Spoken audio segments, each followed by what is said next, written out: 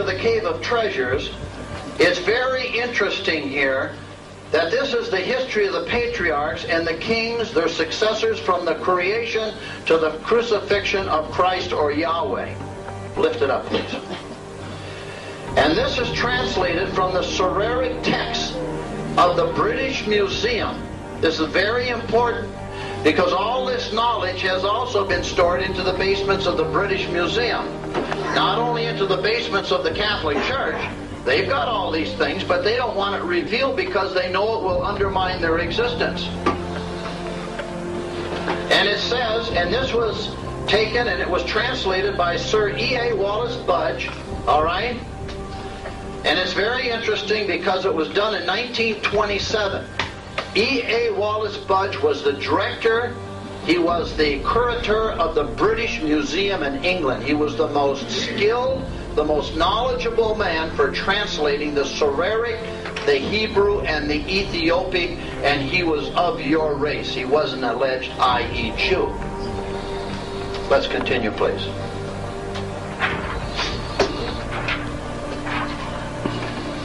Now, remember we talked about a war in the heavens in Revelation 12?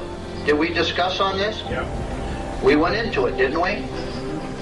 Did we also talk about it in the book of Enoch just lately? Yeah. And we said that there was a revolt, didn't we? Now you see, John the Divine only told you that Satan and those with Satan revolted. But Enoch, through his writings, he not only confirmed it as a double witness, is that what he did in the book of Enoch? But he also told you who they were that was with Satan, didn't he? That they came from the fifth heaven, or the fifth dimension, and they were called what?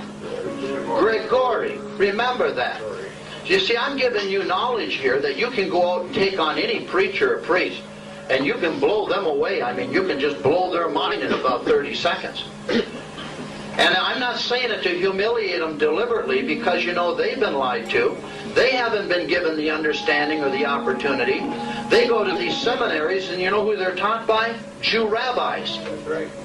To teach the lies to their congregations. Catholic seminaries are full of Jew rabbis. Lutheran seminaries are full of Lutheran rabbis. Baptist seminaries are full of Jew rabbis. Right. And they lie. The Father himself said in John 8:44 that the Jews were liars, thieves, and murderers. And then they come out and say Christ is a Jew. That Christ is a liar and a thief and a murderer. Our people don't think. And then when you question them, or you have substance, or you have an excellent question, that you go before them, you know what they do to get out of it? Take it on faith. It's not for you to know. Right. Trust me. I'll tell you the truth. You don't have to read the Bible. Just come and listen to us. We'll tell you what the truth is. Oh, no. Because you know you're loaded with more truth than they ever dreamt of having. And then they say that the identity movement, those people who know who they are, Jacob Israel, are the most dangerous element in this country. Well, I mean, why are we dangerous? We're not out as pedophiles with little children. We didn't debase the currency. We don't create undeclared wars to steal from other nations like Afghanistan and Iraq, the oil rights, and to put oil pipelines in. We don't create undeclared wars. Why are we so dangerous? Why are we the fastest growing element of the white Western European people in the United States and Canada? Why? Because we tell the truth. We tell the truth. And in this system, truth is void. You go to that cesspool out there called Washington, D.C., or anywhere else in these churches, and there is no truth.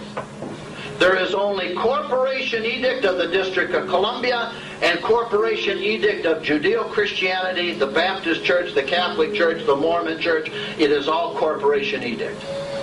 And everyone's welcome to come in. Just like Babylon. Everyone belonged to Babylon, no matter what race they were. Nimrod, in what they call the secular modern Babylon, was the high priest and the dictator. You have no difference here. Or they'll tell you, well, take it on faith. You know, we're all equal underneath the skin. It's only the skin color that's different. We're all equal underneath that. Well, if that's the case, how come the skin isn't all equal? You think Yahweh's stupid? You think the Almighty Father, who created heaven and earth and the flowers and the trees and the wind and all the portals of the hail and the water and the rain and the snow, who hung all the planets with positive energy, as it is called, and put all the comets in their circular motion and on their time? You think he was so stupid that he made everyone a different color, but underneath we're all the same? Well, if that's the case, why do blacks have different muscle structures than our race? Why do they have different sweat glands than our race? Why do they have a different cranial appearance than our race? How come they're so stupid than our race? Where's their great achievements? How much of the world have they fed? Where's their great inventions to the world? Where is their interstate system on the African continent? Because they've been here for 300,000 years.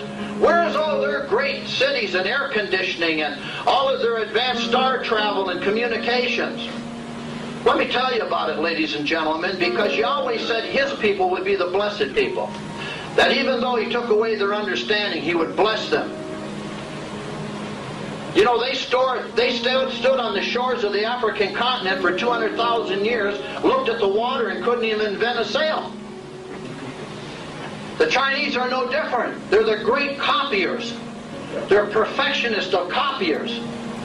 But they still irrigate their fields with foot paddle wheels. Who's clothed the world? Come on. Who has given the advancement of civilization of good things to the world? The Jews? No, they manipulated it all and tried to steal it.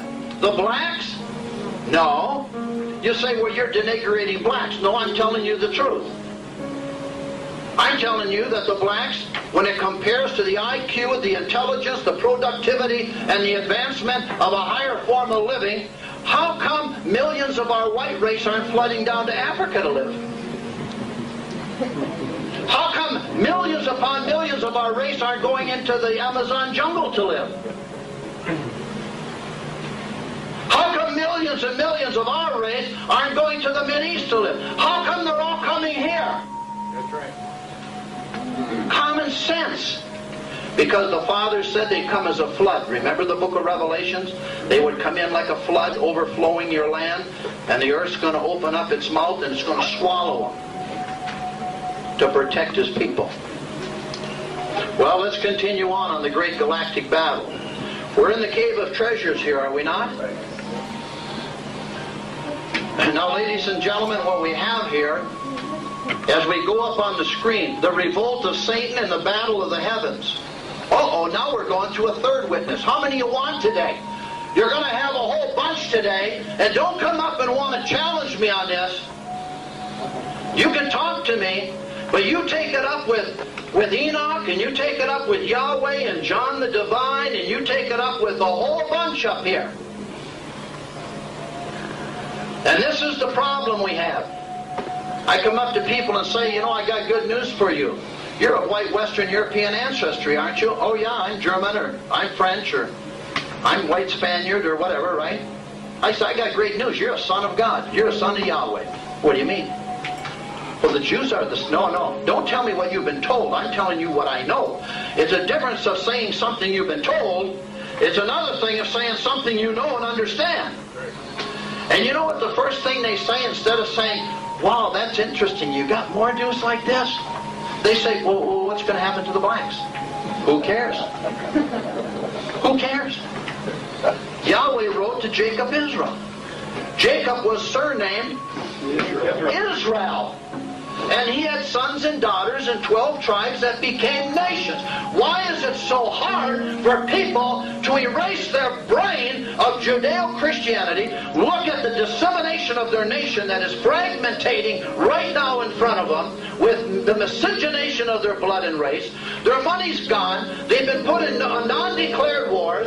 You got the Bush family, who's interlocked with the Ben Laden family, who's interlocked with the Jew bankers, called the Carlyle Company, Unocal Oil. They've already got their oil pipelines into Afghanistan, using our sons and daughters as a mercenary army to benefit them, of which this nation never gets nothing but death, sorrow, and debt. Where are the churches crying out against the pedophilization of little children? Catholic Church should be recalling all them Catholic priests to the nation of the Vatican. Now get it. I got to ask this question now. Are you going to be a Catholic and a member of that nation? Because it's a nation and a church, or am I wrong? Yeah, am I right or wrong? Right. Or are you going to be a citizen of the United States? Can't be a citizen of both. If you're going to be a Catholic, then go live in the Vatican. Go back to your country. You Jews, go back to, i.e. Israelite. Can't have dual citizenship. Yahweh said you cannot serve two masters. You're either going to serve Yahweh or you're going to serve the liar. Think. Think. Think. Now you say, I'm not here for you to follow me. I don't need that. I don't need any vanity. I don't want any. All I want to do is exalt Yahweh, my Father, and teach His people the truth. Have I gone to prison over it? Yes, I have. Did I like it? No, I didn't. Did He bless me? In many ways. Yes. But if you're going to stand for your Father, you're going to stand for your Father. You're going to stand for Yahweh. See, people don't think about that.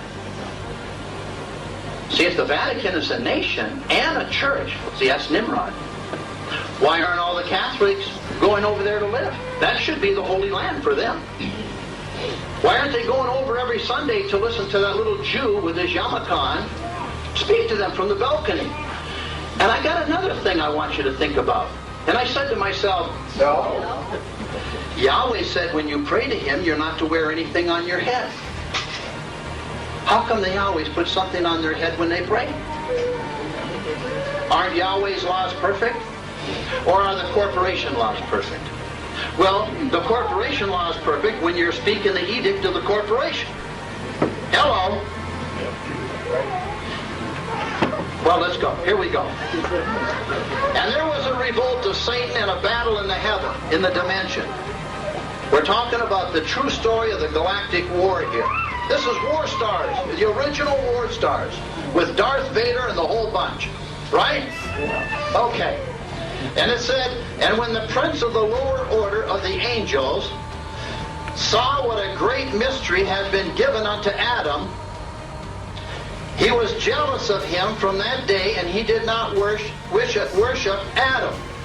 Who do you think the prince of the lower order of angels was? Sataniel. He didn't want to worship Adam, because Sataniel was an archangel created from fire. Adam was created of water, fire, earth, and air, which is the third molecular dimension. He refused to worship Adam. Why did he refuse to worship Adam? Because he says, I've been with you longer than Adam. Why should I have to worship him? Well, go to Luke chapter 3. Open it up. Open up your scriptures to Luke 3, and we will tell you why he didn't want to worship Adam. Because this is important. Because this is another depth of your understanding to piece together. I got people sitting out here saying, I'm never going to remember all these things he's talking about. Well, of course you're not, because you're going to get the tape and listen to it about 10 times and absorb this knowledge that you deserve to have. If you think I'm up here talking to myself, you can forget it. I'm talking to the house of Jacob Israel. I'm talking to my race, brothers and sisters of Israel, who are called white Western Europeans. Now, did you notice up here in Luke chapter 3, we go to around verse 38, isn't it? And what does it say in verse 38? Is it verse 38 of Luke 3? What does it say about Adam? Is that where it says something about Adam? Yeah. Who is the Son of God? Is that what it says? In verse 38? I thought Jesus was the Son of God. It says here Adam was the Son of God. Oh, really? Well, then who's this Jesus guy? Judeo-Christianity and the Catholic Church and the Lutheran Church tells you Jesus is the Son of God. Oh, really? My Bible tells me in my scriptures that Yahweh came in a flesh body as the Word. How can he be his own son? Right. It says Adam was the son of Yahweh and coming near. And then you got a family tree called the genealogy of Luke chapter 3, all the way down to Yeshua being, as was supposed, the son of Joseph. Is this right? As was supposed. Well, now we're going to find out here. You see what I'm saying? So here's Adam, formed of the third molecular dimension. The book of Adam and Eve of the Ethiopic tells you that Adam was brought to the earth on a chariot of fire. What kind of chariot of fire? Same chariot of fire that took Enoch. Same chariot of fire that took Elijah, if you go into the book of Kings. The same chariots of fire that David told you. Yahweh had 20,000 of them. And you know what we're going to do today? I'm going to tell you what kind they are. And how many different kinds there are. No one's ever told you that. Took me 19 years to find them. But I'm going to share it with you because you're the house of Jacob Israel. And everything is for you to know and to understand. I'm not going to tell you to take anything on faith. And I'm not going to come up here and lie to you and rob you. I'm not going to rob you of your money. I'm not going to rob you of your pride, of your moral ethics. I'm not going to rob you of your respect. I'm not going to rob you of anything that is good in any way. Because then I would be what? Doing evil in the face of Yahweh. Am I afraid of being arrested? I'm not afraid anymore of them. They can't do anything to me. Hell, they destroyed my home. They thrown me in prison twice. They tried to kill me in prison 3 times. And you know what they keep telling me? You better shut your mouth. It wasn't anything I was talking about. It was because I was speaking. Speaking. I was a verbal terrorist. I was a verbal terrorist. Can you imagine that? Well, I thought in this country you had the right of free speech. But no, you don't. You're only told that. Well, and James, your brother, knows that more than anybody. So it says here, now this gets more interesting, all right? And it says here,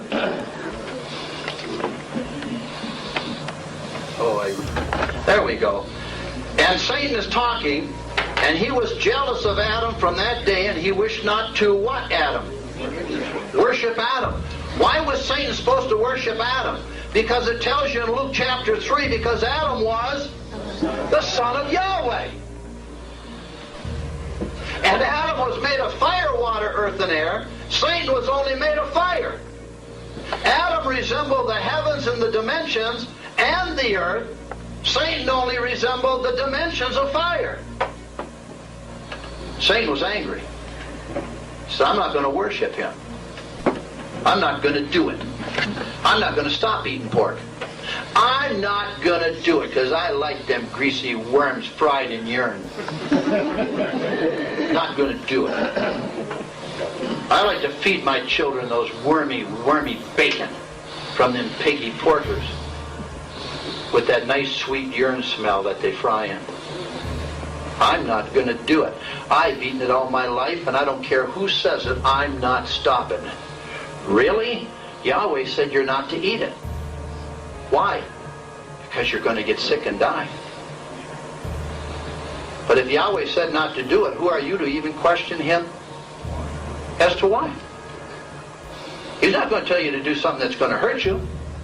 He never has. He loves his sons and daughters. Well, let's read on. And it says up here, you shall not worship him, and you shall not praise him with the angels. It is meant that you should worship me, because I am fire and spirit. And not that I should worship a thing of dust which has been fashioned of fine dust, or from the third dimension. And the rebel, now he's got another name, the rebel. And the rebel meditated these things, would not render obedience to Yahweh.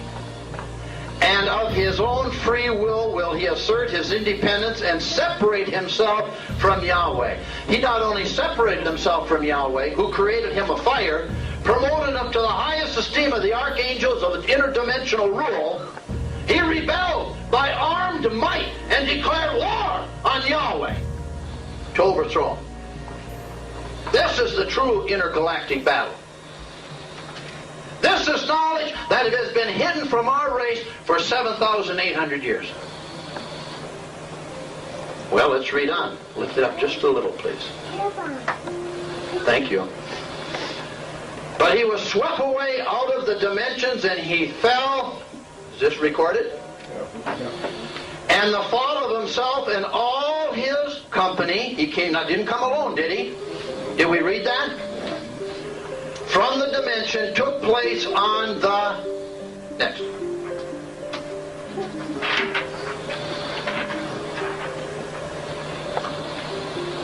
Sixth day at the second hour of the day. What day? A polar day. See, because polar days are divided down into years, Earth years. I have a book in the back called The Beginning of All. And it tells you all the segments of time. And that it wasn't a 24-hour day, it was a polar day. They forgot to insert the word polar, and it comes to about 2 million and some Earth years per day. That's talked about in the book of Genesis. Okay?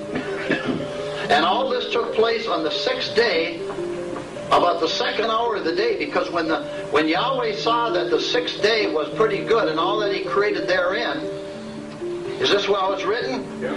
But shortly after that, on about the second hour, Satan and all his dominion was cast on the earth from the intergalactic battle. All hell broke out. Satan come down here portraying himself as an angel of light, that he was Yahweh. And all the races, because they weren't stupid, ladies and gentlemen, they had observatories and they had all great things, okay? They had a tremendous amount of knowledge of the heavens and the solar systems and everything. These were called the pre-Adamic races. We'll talk about them today too and how they fit in. They knew that Yahweh was coming in a flesh body, but they weren't quite sure when he was coming. And here comes Satan down, portraying himself as Yahweh with his fallen angels, and they thought Satan was Yahweh, and so they started interbreeding with him and creating an army of devils through blood on this earth. And everything started to go haywire. And that's why Yahweh, it says in the original book of Adam and Eve of the Ethiopic, brought Adam here on a chariot of fire into this dimension because he was of water, earth, air, and blood. As his administrator, Adam was the first high priest, teacher, caretaker of the earth, because the earth was created by Yahweh, it was supplanted by Yahweh, and he said it was replenished by Yahweh. Does it say that the earth was replenished? Yes. Okay? And Adam came here to what? Take care of business. But Adam fell. Adam fell. And Yahweh had to come himself as the second Adam, kind after kind, DNA after DNA, atomic frequency after atomic frequency, to take care of business. Okay, now, and the apparel of their glorious state was stripped from them, and his name was called Satana, Satan, because he turned aside from the right way, and Sheda, because he was cast out, and Dawa, because he lost the apparel of his glory. And behold, from that time until the present day, he and all his host have been stripped of their apparel, and they go naked and have horrible faces. These Jews are ugly. They're fugly. I mean, and you look at them, purple Jews, black Jews, white Jews. And of course, the first white Jew was Cain. Cain was the first white Jews, but Satan and that host was already here seducing the pre-Adamic races long before Adam came here. Right. See, we're told they will look like you and be among you, but they came out, but they were not of you. The white Western European people and Jewry are two different entities whatsoever. Let's read on. And it says here, when Satana was cast out from the heavens, Adam was raised up so they might ascend to paradise in a chariot of fire. Oh my! You see, as you go out of the ionosphere and out of the oxygen atmosphere of the earth, something happens to you, because you know you're of water, earth, fire, and air. Is this right? There's something that you need to consist to live. It's called oxygen. And a lot of people, they say, oh, Well, you just go up off the earth. We're going to be raptured. We're going to just fly up into the air. How are you going to breathe? Yahweh had chariots of fire because there's a vacuum out there. Did you know that? This is like a terrarium here. There's water, fire, earth, and air. And there's a sun. And the sun comes down and gets hot. And it hits the water. And it turns it from a liquid stage into a gas, a vapor. And it rises. And as it rises, it reaches a certain level. It cools off. And it turns itself back into a liquid. And then it rains out. Isn't that hard? That's awful hard. Or does it rise up and go all the way to the moon? No, it's a vacuum. It can't go any higher than what it goes. That's why there's chariots of fire which are interdimensional. Same as the battle and the great galactic battle of over 70,000 Earth years ago. Let's continue, please. At this time, no. We are in the Cave of Treasures, right? Please don't move it yet. Up a little, just a little. And the angels went before him singing praises, and the seraphim ascribed holiness unto him, and the cherubim ascribed blessings, and the cries of joy and praises. Adam went into paradise. Why is this word so important, that Yahweh went into paradise? Well, when the entity that they call Christ, who was Yahweh in a flesh body, was upon the tree of the cross, he looked at the bad thief on his right, and he said to him, "Today you'll be with me in where? Paradise." But on the thief on his left, he didn't say that because he was what you called a Jew. And only Jacob Israel can go with him, for he says in the book of Corinthians, only those who come from the heavens or the dimensions can return to the dimensions. There are the heavenly and there are the earthly. We all isn't equal. Right. And we all doesn't have the blessings. Just acme.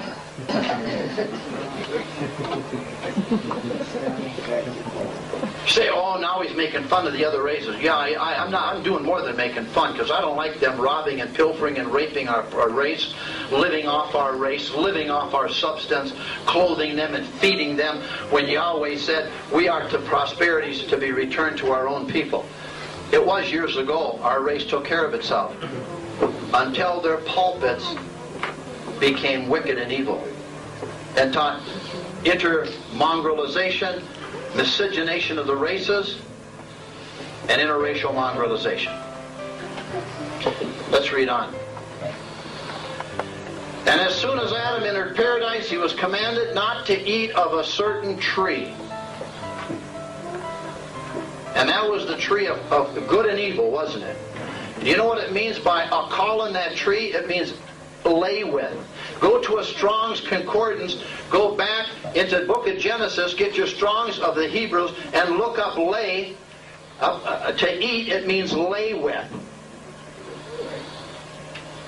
He was not called to lay with and be seduced by the other races, to keep himself and his bloodline pure. And his interest into the dimension took place at the 3rd hour of the eve of the Sabbath, i.e. on a Friday morning. Now it says that the fathers of the Egyptian and Ethiopian churches treat the story of the fall of Satan in great detail. According to them, Satan, or Sataniel, was greatly astonished at the beauty and the splendor of the sun and the moon, and on the 4th day of the week he declared to himself that he would sit his throne above the stars, or the children or descendants of Adam. He rebelled. He was a rebel. That means rebel. Rebel. Everything in Judeo-Christianity is rebel. They are the cult. They're all the cults. They are the deceivers of the true Jacob Israel people. Well, next. Well, here we go. And it says here, and make himself equal to Yahweh. And 1 week after the creation of Adam, Satan declared war on the host of Almighty Yahweh. Who declared war on who? And you know something, if this identity truth of who Jacob Israel is so bad, you would think that no one would want to talk about it because it'll just fizzle out. But it's getting bigger and bigger and growing faster and faster because, you see, Yahweh said that this truth would come out in the end time. That is, people would start to be awakened out of who they are. We've got people who've gone to the Baptist church, the Catholic church, the Lutheran church, the Presbyterian church, and they're all looking for an answer that they can't get because they're all teaching the same lie. And then they get to understand and given the keys of who they are, and everything starts to explode and the truth is revealed, isn't it? Well, let's read on here now. And it says here, this gets interesting, okay? And there were commanded by Michael, remember that battle in the book of Revelations and the book of Enoch, remember? And it says there were commanded by Michael and consisted of 120,000 horsemen. This is symbology now.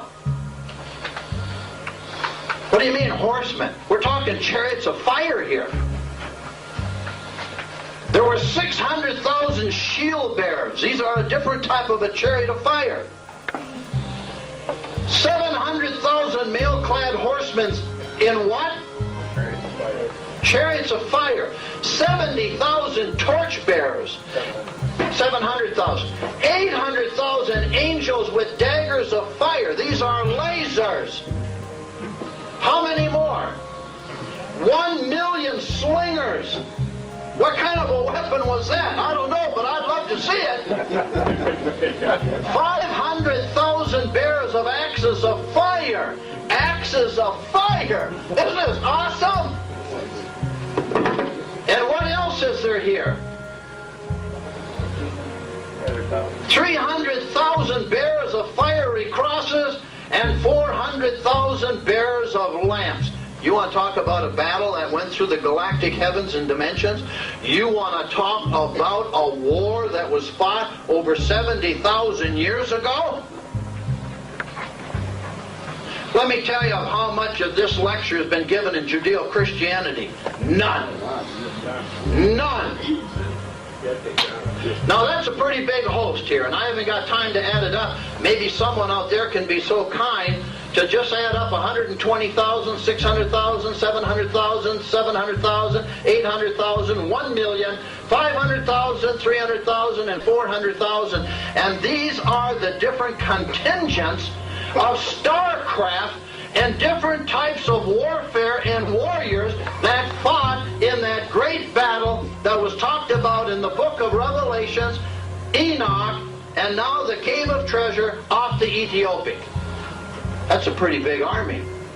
And it's intergalactic. This is the original Star Wars battle. So it wasn't just a little thing, was it? And take a look at the different kind of starcraft and different type of warriors that fought in their respected places. Isn't that awesome? Isn't that wonderful? Great job. Well, you know it's going to be even more wonderful when you see them again. When you see them again. Because the Father said they're going to be here. And you're going to see them. Because Enoch says that the angelic beings will descend upon the earth to fight alongside the children of light, who are the descendants, Yahweh's sons, and they are going to annihilate the children of darkness together. Okay, next please. Now you see, bring it up just a little. Now you see, what we have going here is we have a lecture here, okay, that you're not going to get anywhere else. And I'm not saying it for vanity, ladies and gentlemen. I am very humbled to be able to present this information because my father gave it to me. But it's taken 30 years to put it together. But everything is for you to know and to understand. I've told you that before. Well, let's read on here before we take a little break, because I know time is a-flying and we're having fun.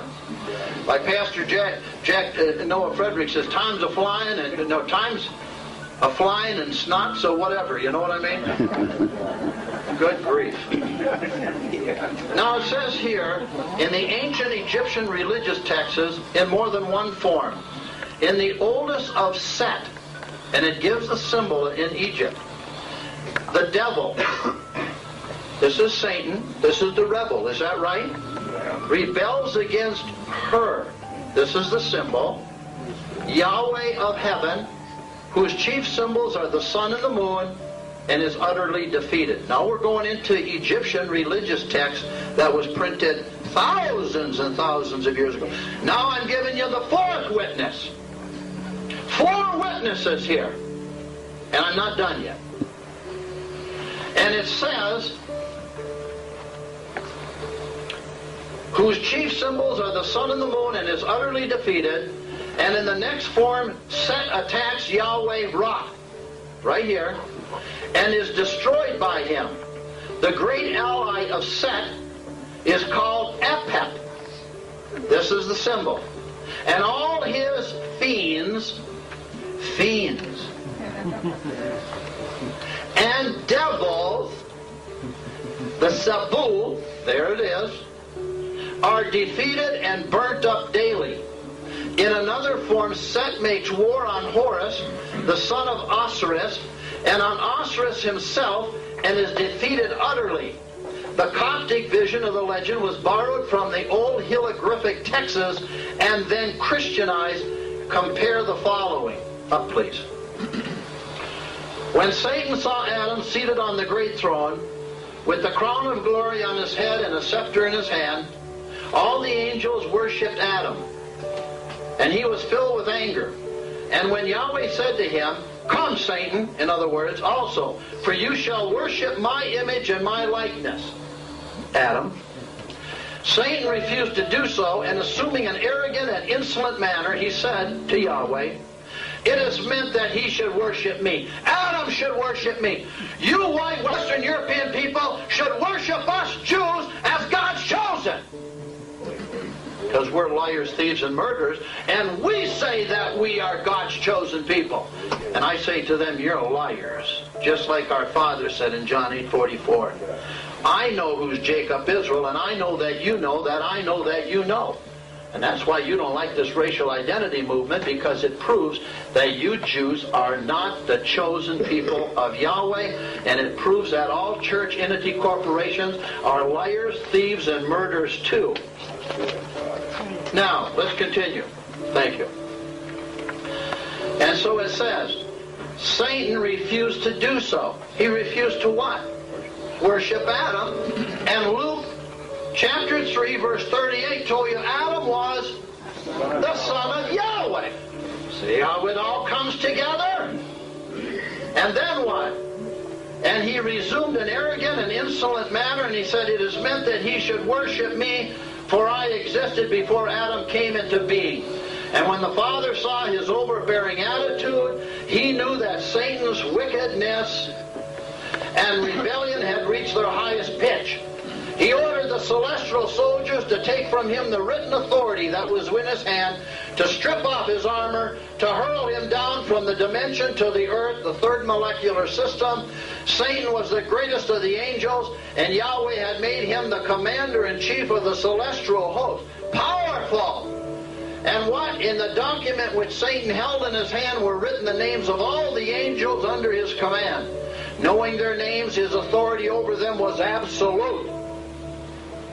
And when Yahweh saw that the angels hesitated to take the document from him, he commanded them, being a sharp reaping knife, and to stab Satan on this side and that, right through his body to the backbone and shoulder blades. And Satan could no longer stand upright. And a cherub smote him and broke his wings and his ribs. And having him rendered helpless, he cast Satan down from the dimension onto the earth. Then he became the archdevil, and the leader of those who were cast out of the heaven with him, who henceforth were devils.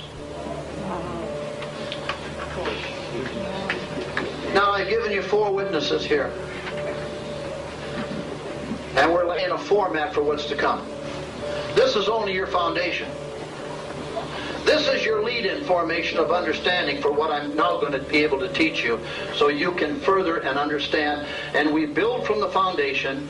We build now the sides of the house, because we're building a house here today.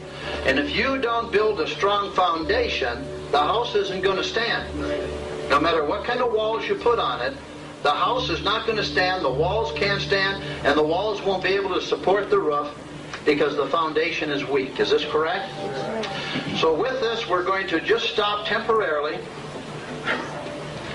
and we're going to take a break. And what we're going to do is we're going to have a few vittles, okay? And we are going to resume right where we're at after we return from our break. Praise Yahweh, and I want to thank all of you for being here. I'd like to welcome you back to the second half of our lecture today and our teaching today, which is entitled The Original Star Wars. The great intergalactic, interdimensional battle that was fought over 70,000 years ago, when Satan, Sataniel, the devil, the serpent, the rebel, all the same guy, right, tried to usurp and overthrow the authority of Yahweh. Is this correct? And in our first series today, the first half of this lecture, we documented with a lot of authenticity today, did we not? Right. And witnessed from 4 to 5 different witnesses, not only from what you call biblical of John the Divine, but we also went into the Syriac, we went into the Egyptian. Is this correct? Correct. We spoke through the Ethiopian, and we even went into the books of Enoch. Is this correct? If there's one thing I really don't want you to ever do is please don't think I come here to say I'm teaching you from what I think is right, what I think. Everything is Yahweh. All right? This has nothing to do with my teachings. I only speak what Yahweh's truth is all about. You know, I've been called so many names over the years. The home destroyer, the prophet of doom. I am a prophet of doom to those who hate Yahweh. All right? But you see, we've got to go back and authenticate all the understanding and knowledge. And my prayer that I have, and I have prayers, is that someday perhaps this truth will be carried on, that our whole race will know it, and that maybe they'll even take the knowledge of all this information and put it into a true historical movie of our race with all the drama and all of the different, what do you call it, star things and, what do you call that, background, and it would be a tremendous movie, wouldn't it? Huh? Wouldn't it be wonderful? But you see, I have things that I envision too, that just like my friend Reverend Gale, what he would have loved to seen and be part of, and Wesley Swift and Compray and all the people, including the prophets and even David and Daniel. Yeah. Okay? So you see, as we start the second part of our lecture today, entitled The Original Star Wars. Oh, yeah. Now, as we were speaking, and we are at this time in the book of Cave of Treasures, we are speaking, and it says, "And a cherub smote him," Satan, "and broke his wings and ribs, and having rendered him helpless, he cast Satan down from heaven upon the earth," or in the third dimension. "Then he became the arch-devil," or the most evil against Yahweh. The leader of the band, okay? And the leader of those who were cast out of heaven with him. Remember, he came with a bunch of little devils? And who henceforth were devils. And this is from Budge of Coptic Martyrdoms, page 484, in the Historical Review, which is in the British Museum of History. Next, please. Oh, excuse me, I'm still going. And Yahweh caused a deep sleep upon Adam, and he slept. Well, this was the first recorded operation of our race. This was an operation, a physical operation of Adam, who was, as it says in Luke chapter 3, the son of Yahweh. Is this correct? And it says, and Yahweh took a rib, okay, from the loin on the right side of Adam, and he made Hawa, or Eve, her name was Hawa, from it. And when Adam woke up from this operation, he saw Eve.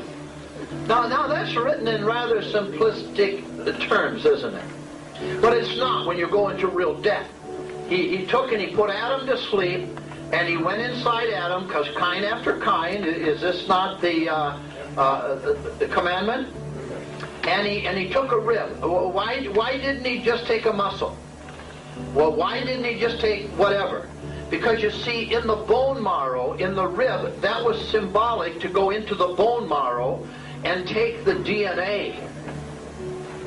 And from that DNA of the bone marrow made he Eva, or her name, Kawa, Eve, translated into English, and thus made a helpmate for Adam, because Yahweh put forth the commandment, kind after kind.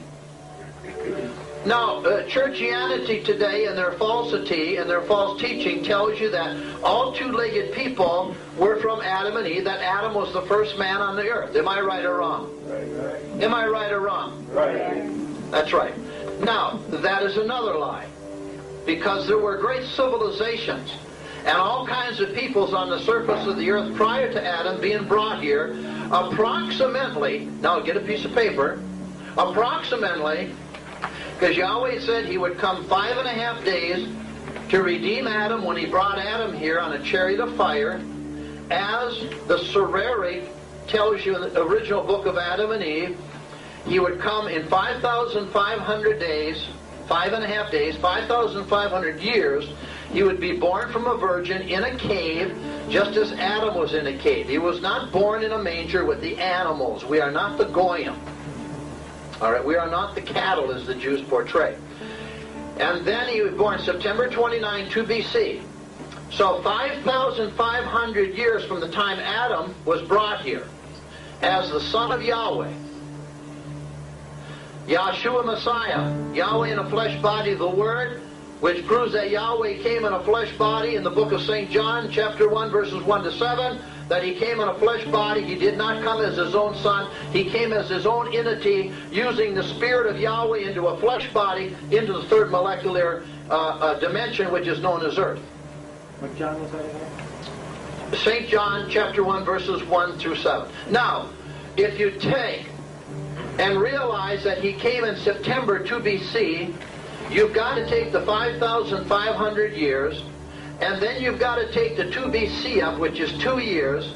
You've got to add 2 years from BC to AD, which is 4 years. So it's 5,500 plus 4 years, and then you add what's known today as 2002, and it tells you exactly how long our race has been on the surface of this earth, which somewhere in the area of 7,500 and what?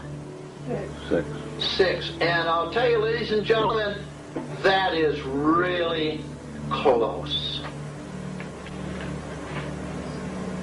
Now, if you go into my lecture, which is called Genesis 1, the real beginning of chapter 1 of Genesis, it's about 1 hour and 40 minutes where you stay into the first chapter of Genesis. If you want the understanding, that part of chapter 1 of Genesis was pre-Adamic, another part was Adamic of chapter 1. 2 different time equations, all right? And then, of course, if you go into Stormfire 2, which is a double VHS tape, that is a complete lecture on 2 VHS tapes of all the pre-Adamic civilizations, their alphabets, their cities, and their empires that were upon the earth prior to Adam. Now, to couple that with what you're getting today will be a consensus for your library of understanding who your race is and where we came from, and the chain of events that took place about our race. It is all put together in that sequence. Everything after that, such as the children of light versus the children of darkness, and then you build off that as the base foundation of the house, the racial house of our race, into the third dimension. That is your starting stepstone blocks of how it all happened and what it's all about. So you see, all of these things come in time. All of these things, it takes time. 30 years of teaching this truth. In some of the information I'm relating to you today has taken 19 years to put together. I didn't have an opportunity to learn this from Swift or Gale or Compray because they didn't have it. They had some of it, but they didn't have it. I'm not saying that in vanity. They were brought forth and they gave what Yahweh gave to them, bringing us up to levels, okay? My prayer is that, being that I'm getting older, and I am, that there will be students among you that will take my work, that will love Yahweh, that will want to bring what I have brought to you to a higher degree. Nothing gives a teacher more pleasure than their students to supersede in understanding from where they gave to them. And I say that with my heart, because I love Yahweh and I love my race, I love my people, and I know how they're being tormented with lies and everything else. Now, as we continue, we went into where Yahweh cast to sleep and did an operation on Adam, and we talk, and he slept, and he took that rib DNA from the loins on the right side of Adam, and he made a kawa, which is known as Eve today, from it. And when Adam woke up, he saw Eve. Now, this is from the Syriac writings. This is very important. All of this has been hidden in the British Museum of History. There are tremendous volumes of understanding that hasn't been released yet in the British Museum of History because they refuse to have it deciphered, and they do not have the people such as Budge available anymore to decipher all these books and scripts and scrolls that were brought back from the Mideast in different areas, of which in time it will be in Yahweh's time. Next, please. Now we come up here and we come to a book entitled The Books of the Mysteries of the Heaven and Earth, and these are the works of Bahala Mahiel, and this is the Ethiopic. Now we are going to delve into the Ethiopic texts, edited from the unique manuscripts and Biblique Nationale with English translations. Up, please. Again, you will see here E.A. Wallace Budge. Why? Because sometime scholar of Christ College, Cambridge, and Tithwith Hebrew scholar, though he was of our race, okay? Keeper of the Department of the Egyptian and Assyrian Antiquities of the British Museum. This individual was intelligent, extremely blessed with a photographic mind, where he could translate all these different languages and put them in their proximity, okay? Please, next, please. Now, as we come up here to chapter 16 in this book entitled The Mysteries of Heaven and Earth, we want to talk about the rebellion of Sataniel. Now, and it came to pass when Sataniel, or Sataniel, perceived the splendor of the sun and the moon, an idea fashioned itself in his mind, saying, I will establish my throne above the stars, and I will make myself be unto the Most High and the Almighty Father. Now, this is, again, as we are in the books of heaven and earth, is this correct? Now, this almost in its words were almost the same